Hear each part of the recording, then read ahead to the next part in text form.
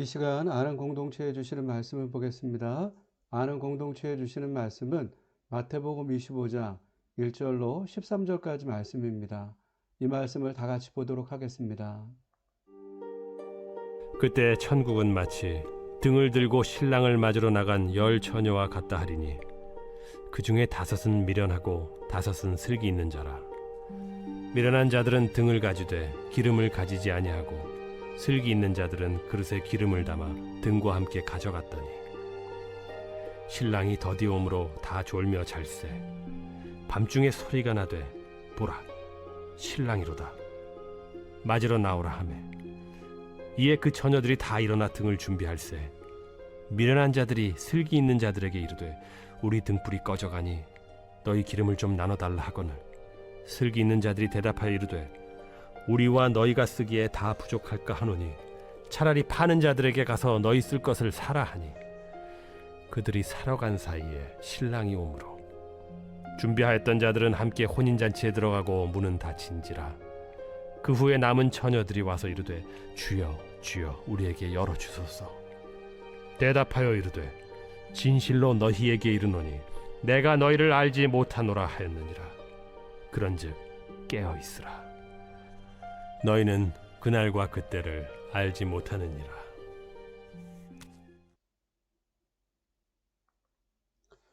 공동 기도문을 하나님께 올려드리도록 하겠습니다. 아는 공동체에서 드려지는 예배가 하나님이 받으시는 예배가 되게 하시고 아는 공동체에 하나님의 임재가 머무르는 은혜의 공동체가 되게 하옵소서. 아는 공동체 예배의 마음과 뜻을 같이 할 수 있는 새 가정을 보내주셔서 아는 공동체를 통한 하나님의 뜻을 이루어가게 하옵소서. 아는 공동체에 전도의 문을 열어주셔서 복음이 선포될 때 예수님을 믿고 구원받는 역사가 일어나게 하옵소서. 아는 공동체가 하나님의 마음으로 충만하게 하셔서 이 땅을 소외받고 고통받는 자들의 참된 안식처가 되게 하시고 그들의 필요를 채워주는 공동체가 되게 하옵소서. 아는 공동체가 높이 솟은 산이 되기보다 누구나 오름직한 동산이 되게 하셔서 하나님의 선하심과 인자하심을 세상에 드러내는 공동체가 되게 하옵소서. 아는 공동체를 목회하고 있는 윤종료 목사에게 성령의 충만함을 부어주시고 아버지의 마음과 뜻을 깨달아 공동체에 잘 전달할 수 있는 은혜를 부어 주옵소서. 2025년 아는 공동체를 통해 행하실 일들을 기대하며 예수님의 이름으로 기도드렸습니다. 아멘. 우리는 누구나 인생의 마지막을 맞이하게 됩니다. 이 마지막을 잘 준비하는 일은 지혜로운 일입니다.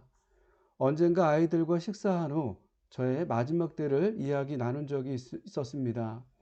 제가 이야기를 시작하자 아이들이 싫은 표정을 지었습니다. 왜 그러냐고 물으니 아직 이런 얘기를 할 때가 아니지 않냐고 했습니다. 아이들의 생각에 아직 죽음을 이야기하기엔 제가 젊다고 생각한 것입니다. 아이들의 말이 이해되면서도 혹 죽음을 부정적으로 생각하는 것은 아닌지, 그러면서 인생의 마지막 때가 언제 올지 모르는데 이 진리를 모르는 것은 아닌지 여러 마음이 들어 믿는 자들에게 죽음이 어떤 것인지 알려주는 시간을 가졌던 적이 있습니다. 여러분들은 어떻습니까? 인생의 마지막을 잘 준비하고 계시나요? 아니면 아직은 때가 아니라고 생각하시나요? 우리 공동체가 계속해서 나누고 있는 말씀은 제자들이 예수님께 던진 질문, 세상의 끝날에 어떤 일이 있습니까? 라는 질문에 대한 답변의 말씀입니다. 예수님은 세상의 끝은 반드시 있다고 하셨습니다. 그러면서 일어날 일들 3가지, 거짓 선지자들이 나타나고 전쟁과 기근, 지진이 있으며 성도들을 향한 핍박이 있다고 하였습니다. 이러한 일들이 일어나면 세상 끝이 시작된 것이라고 하셨는데 우리는 이러한 시대를 살아가고 있습니다. 그렇다면 이러한 시대에 우리는 어떠한 삶을 사는 것이 지혜로운 삶일까요? 예수님은 마지막 때에 우리가 해야 할 일은 깨어 이때를 준비하는 것이라고 하셨습니다. 마지막 때는 어느 때 임할지 모르기 때문에 우리가 항상 준비하고 있어야 한다라고 하신 것입니다. 예수님은 이러한 말씀과 함께 비유 3가지를 말씀하셨습니다. 열처녀 비유, 달란트 비유, 양과 염소 비유입니다. 예수님은 이 비유의 말씀을 통해 마지막 때에 성도들이 재림의 주님을 만나기 위해 어떠한 생각을 하고 있어야 하는지 삶의 방향을 제시해 주신 것입니다. 오늘은 이 세 가지 비유 중 가장 첫 번째 비유인 열처녀 비유의 말씀을 나누려고 합니다. 예수님은 이 비유를 시작하면서 마지막 때는 마치 등을 들고 신랑을 맞으러 나간 열처녀와 같다고 하셨습니다.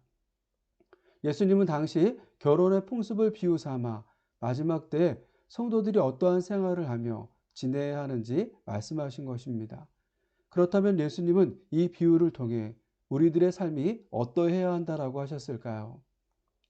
첫 번째로 마지막 때는 우리가 생각지 않은 때 임한다라고 하는 사실을 기억하며 살아야 한다고 하셨습니다. 5절에서부터 6절까지 말씀을 보도록 하겠습니다. 신랑이 더디옴으로 다 졸며 잘새 밤중에 소리가 나되 보라 신랑이로다 맞으러 나오라 하매. 아멘. 예수님 당시의 유대인 결혼 풍습은 오늘날과는 매우 달랐습니다. 그러면서 일반적으로 세 단계로 진행됐습니다. 첫 번째 단계는 약혼의 단계입니다. 당시 결혼의 주소는 아버지들 간의 합의로 이루어졌습니다. 이렇게 아버지들이 결혼의 주선자가 된 것은 당시 결혼을 가문과 가문이 하는 것으로 생각하였기 때문입니다. 그렇게 종종 당사자들이 어릴 때 결혼이 결정되기도 했습니다. 이렇게 약혼의 단계가 끝나면 두 번째 단계, 정혼의 단계로 넘어갑니다. 정혼은 오늘날의 약혼보다 훨씬 강력한 법적 효력을 가졌습니다. 그러면서 사실상 법적으로 부부가 되는 단계였습니다. 이러한 정혼의 단계가 되면 가장 먼저 신랑 측이 신부의 가족에게 지참금을 지급한 후 신랑과 신부의 의무가 명시된 결혼 계약서를 작성하고 증인들 앞에서 낭독했습니다. 이 계약서는 신부를 보호하는 역할을 했습니다. 이후 신랑과 신부가 증인들 앞에서 언약의 피를 상징하는 포도주를 한 잔씩 나누어 마심으로써 언약이 확정되었습니다. 이렇게 정혼이 성립되면 바로 같이 사는 것이 아니었습니다. 그들은 약 1년 정도 서로 떨어져 지냈습니다. 법적으로 부부였지만 동거하지 않은 것입니다. 이때 신랑은 아버지의 집으로 돌아가 신부를 위한 거처를 마련했습니다. 예수님께서 요한복음 14장 2절에서 내가 너희를 위하여 거처를 예비하러 가노니 라고 하셨는데 이 풍습을 배경으로 말씀하신 것입니다.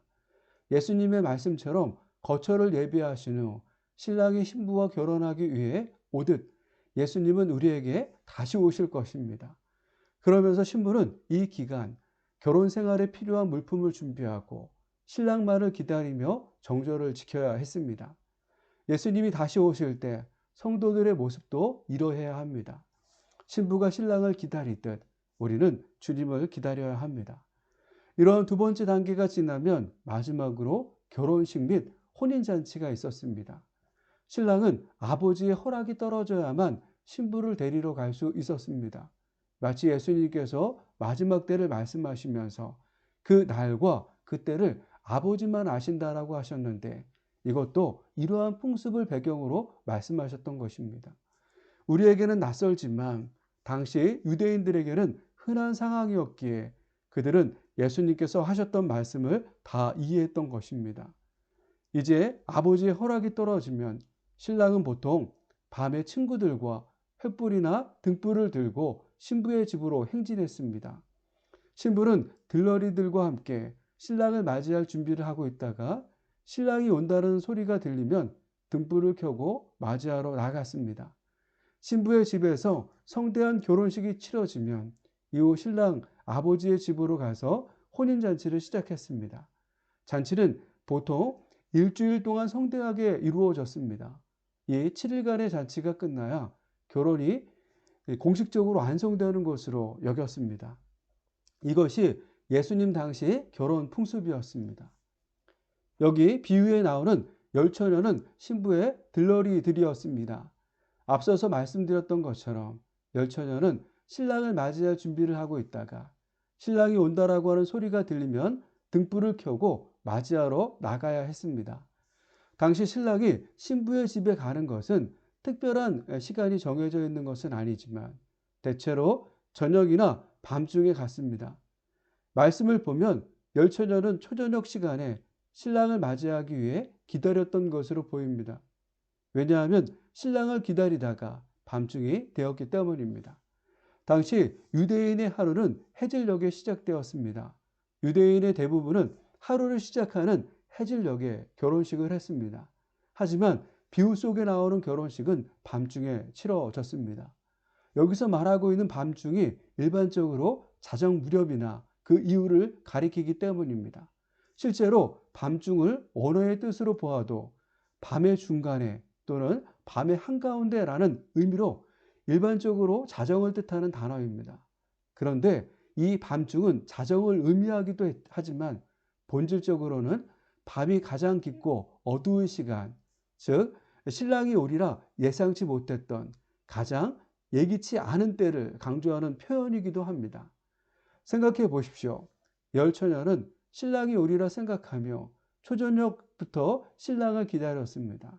하지만 오매불만 기다려도 신랑은 오지 않았습니다. 신랑은 그녀들이 생각한 초저녁이 아니라 밤이 되어야 왔습니다. 여기서 중요한 것은 열처녀 모두가 예상치 못했던 시간에 신랑이 왔다라는 것입니다.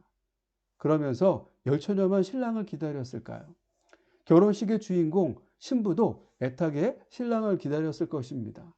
하지만 이 비유를 보면 열처녀는 신랑이 더디옴으로 다 졸며 잤다라고 했는데 신부는 어디에도 잤다라고 하는 말이 없습니다. 왜 신부는 졸지 않았을까요? 여러분들은 누군가를 오랜 시간 기다려본 경험이 있으신가요? 만약 경험해 보신 적이 있다면 그때의 기억은 어떠신가요? 사람과 상황에 따라 다를 수 있지만 대체로 잠깐 기다리는 일은 누구나 쉽게 할 수 있습니다. 하지만 기다림이 길어지다 보면 어떻습니까? 기다리다 지쳐 화를 내며 자리를 뜨기도 합니다.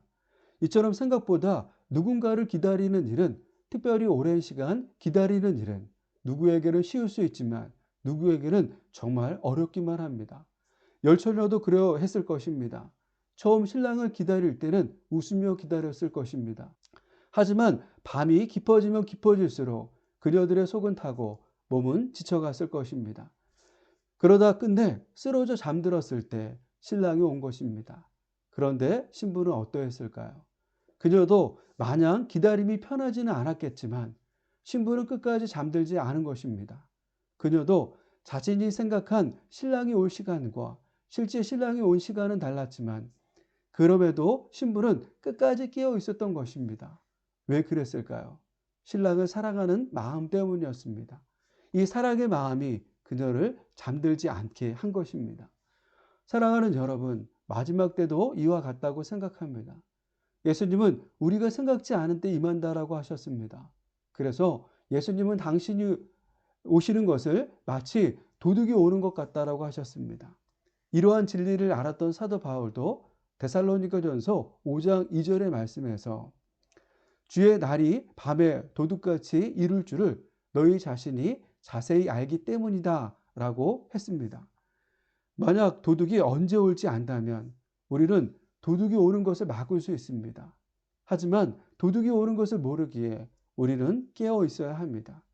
예수님은 마지막 때를 말씀하시면서 일관되게 하셨던 말씀이 깨어 있으라는 말씀입니다. 이 비유를 통해서도 이 말씀을 하고 싶으셨던 것입니다.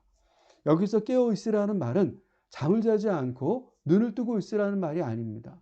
이 말은 정신적으로 각성해 있는 상태를 가리킵니다. 그러면서 사랑의 마음을 강조한 말입니다. 마치 신부가 신랑을 사랑하는 마음이 있었기에 신랑이 더디 온다 해도 잠을 이루지 않고 기다렸듯이 우리가 예수님을 극진히 사랑하고 그분의 오심을 고대한다면 우리는 신랑 되신 예수님께서 언제 재림하신다 해도 그분을 맞을 준비를 할 수 있다라고 하신 것입니다. 이것이 이 비유를 통해 우리에게 알려주고 싶은 예수님의 마음입니다. 그렇다면 중요한 것은 우리 자신입니다. 여러분은 신부가 신랑을 사랑해서 깨어 있었던 것처럼 주님이 오실 때 여러분은 깨어 기다릴 수 있으신가요? 이 질문을 깊이 생각해 보시기 바랍니다. 만약 우리가 깨어 기다릴 수 있다면 그만큼 주님을 사랑하는 것입니다. 이 사랑으로 마지막 때 주님을 맞이하는 아는 공동체가 되기를 축복합니다. 두 번째로 회개와 믿음도 때가 있다라고 하는 것입니다. 10절에서부터 12절까지 말씀을 보도록 하겠습니다. 그들이 살아간 사이에 신랑이 오므로 준비하였던 자들은 함께 혼인잔치에 들어가고 문은 닫힌지라. 그 후에 남은 처녀들이 와서 이르되 주여 주여 우리에게 열어주소서. 대답하여 이르시되 진실로 너희에게 이르노니 내가 너희를 알지 못하노라 하였느니라. 아멘. 예수님은 열처녀 비유를 말씀하시면서 5명은 미련하고 5명은 슬기 있는 자라고 하셨습니다. 그렇다면 예수님은 어떤 기준으로 이들을 이렇게 나누셨을까요? 이후 말씀을 보면 그들의 준비성을 보고 미련한 자와 슬기 있는 자를 구분하셨다라는 사실을 알 수 있습니다. 미련한 자는 등을 준비했지만 여분의 기름을 준비하지 않았습니다. 반면에 슬기 있는 자는 등뿐 아니라 여분의 기름도 넉넉하게 준비했습니다. 평상시 같으면 여분의 기름이 준비되지 않았더라도 큰 문제가 없었을 것입니다. 당시 중요한 것은 등을 준비하는 일에 있었기 때문입니다. 신부의 들러리들은 반드시 자신의 역할을 감당하기 위해 등이 필요했습니다. 왜냐하면 들러리들은 신랑이 왔을 때 등불을 들고 나가 신랑을 맞이해야 했으며 잔치 장소로 인도하는 중요한 역할을 했기 때문입니다. 그러면서 불빛이 밝을수록 신랑에 대한 환영과 잔치의 기쁨이 커진다라고 여겼습니다. 그렇게 등만 준비되었다면 문제가 없었습니다. 그럼에도 만약 등을 준비하지 못했다면 불청객 취급을 받았고 혼인잔치에 참여할 수 없었습니다. 이처럼 평상시 같으면 등을 중요시했지만 기름을 중요하게 생각하지 않았습니다. 하지만 이 결혼식에서는 생각지 않은 상황이 발생한 것입니다. 신랑이 올 시간을 훌쩍 넘긴 것입니다. 상상해 보십시오. 그들은 초저녁부터 불을 밝히고 신랑이 오기를 기다렸습니다.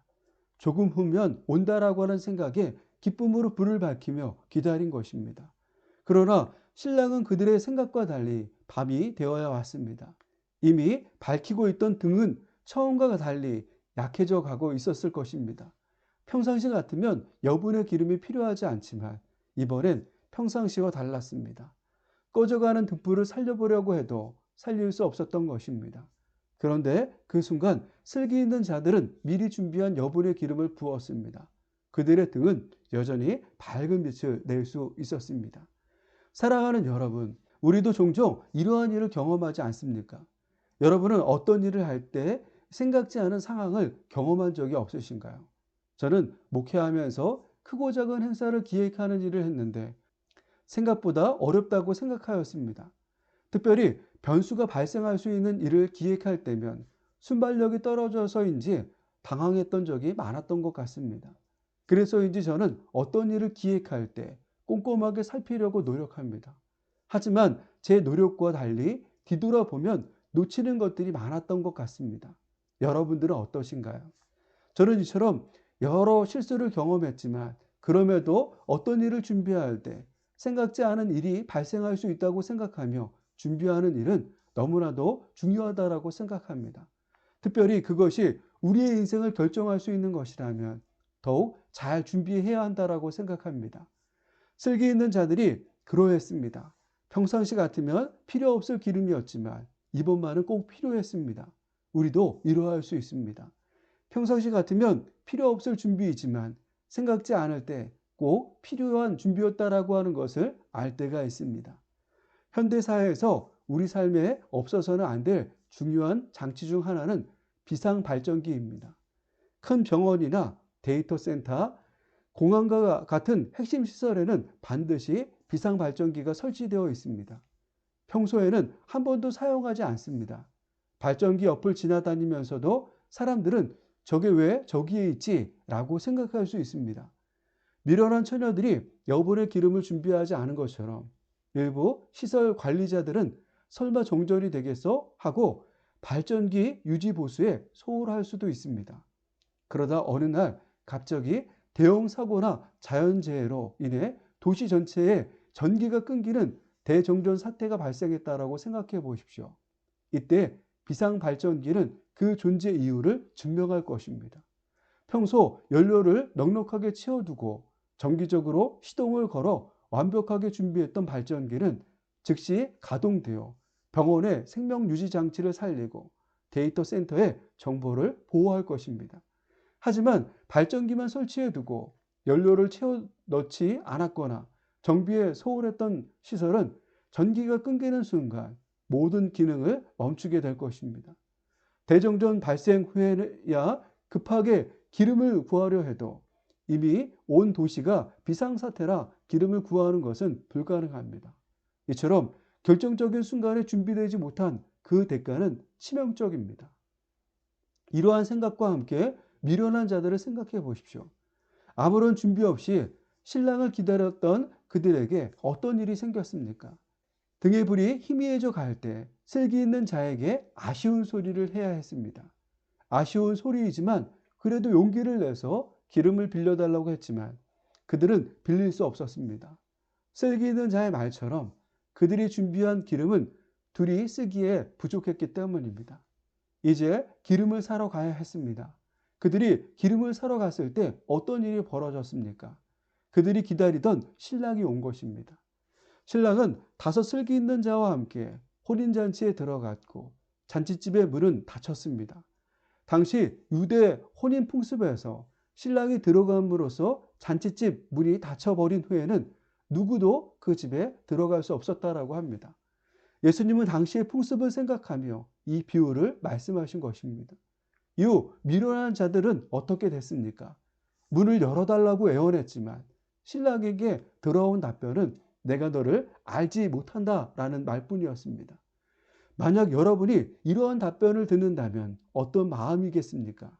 저는 참 무섭다라고 생각했습니다. 생각해 보십시오. 성경에 나오는 많은 말 중에 하나님께서 내가 너를 알지 못한다라고 하시는 말씀처럼 무서운 말이 어디에 있습니까? 그러면서 회개의 때도 믿음의 때도 얼마나 중요합니까? 만약 영혼의 마지막 때에 천국 문이 닫혔다면 얼마나 허망하겠습니까? 예수님은 오늘 열처녀의 비유를 통해 회개와 믿음도 다 때가 있다라고 하는 것을 기억해야 한다라고 하신 것입니다. 성경은 우리에게 일관되게 하시는 말씀이 있습니다. 때를 놓치지 말라는 것입니다. 요한복음 12장 36절에서는 너희에게 아직 빛이 있을 동안에 빛을 믿으라. 그리하면 빛의 아들이 되리라 라고 하셨고, 고린도후서 6장 2절에서는 보라 지금은 은혜 받을 만한 때요 보라 지금은 구원의 날이로다 라고 하셨습니다. 사랑하는 여러분, 이처럼 회개와 믿음은 다 때가 있는 것입니다.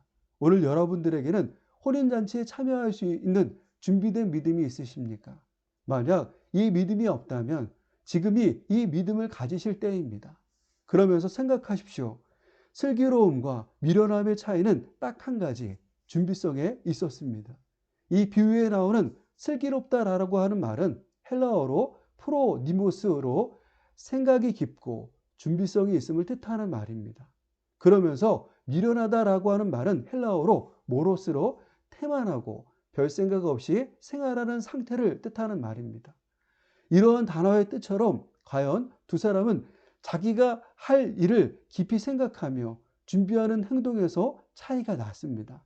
즉 슬기 있는 5 처녀는 신랑이 늦게 올 것을 대비하여 등과 함께 기름을 준비하였으나 미련한 5 처녀는 등만 가지고 나갔습니다. 이러한 모습은 오늘 우리 가운데도 있습니다. 기름이 없는 등은 신랑을 맞이하는데 아무런 소용이 없듯이 하나님과의 영적인 교제가 없는 형식적인 교회 생활은 우리의 구원과 아무런 상관이 없습니다. 그러므로 우리는 단순히 예배드리고 성경을 읽는다라고 주를 기쁘게 맞이할 준비가 되었다고 생각해서는 안 됩니다. 삶의 모든 영역에서 하나님의 주권을 인정하고 말씀을 따라 삶을 살아내야 합니다. 야고보서 1장 22절에서 25절까지의 말씀을 보십시오.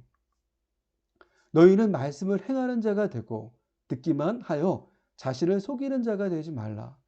누구든지 말씀을 듣고 행하지 아니하면 그는 거울로 자기의 생긴 얼굴을 보는 사람과 같아서 제 자신을 보고 가서 그 모습이 어떠했는지를 곧 잊어버리거니와 자유롭게 하는 온전한 율법을 들여다보고 있는 자는 듣고 잊어버리는 자가 아니요 실천하는 자니 이 사람은 그 행하는 일에 복을 받으리라. 아멘. 마지막 때에 이러한 믿음과 순종으로 슬기로운 삶을 살아내는 아는 공동체가 되기를 소망합니다. 말씀을 마무리하겠습니다. 예수님은 이 비유를 통해 우리에게 단 하나의 명령을 하셨습니다. 그런즉 깨어 있으라 너희는 그 날과 그때를 알지 못하느니라.